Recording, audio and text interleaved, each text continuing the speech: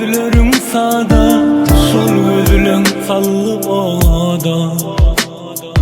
Aşk dengine gark eden odan gözlerim olsun bana halas karada. Senin guryanım, yürekten halayanım, bir saran seni söylerim. Kakacanın dili sen deyip dur yüreği, ödümü seninle görüyorum. Bakın da her yere gün olup doğurun, söz vereyim yakınlayım ömrüme sayarım. Ağlayıp görmesem kısıl ya yüreğim, sen asmanla kıymelerim.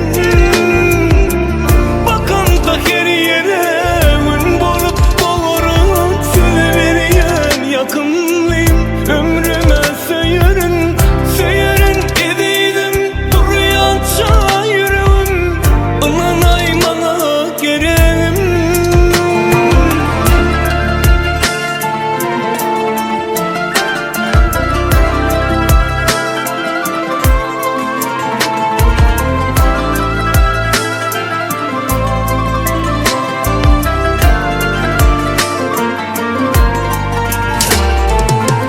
Adına döneyim ayın şühlesi, ben sana şeyle karıştım.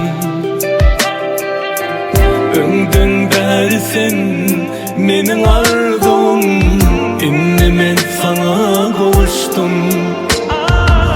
Senin guryanın, yürekten halayanın, bir saram seni söylerim. Kakacanın dili sen deyip dur yüreği, ödümü seninle görüyorum. Bakın da her yere gün olup doğurun, söz vereyim yakınlayım ömrüme sayarım. Ağlayıp görmesem kısıl ya yüreğim, sen asmanla kıymelerim. Bakın da her yere gün olup doğurun, söz vereyim yakınlayım ömrüme sayarım.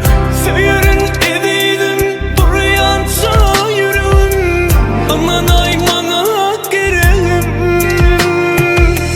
Bakın da her yere gün olup doğurun, söz vereyim yakınlayım ömrüme sayarım.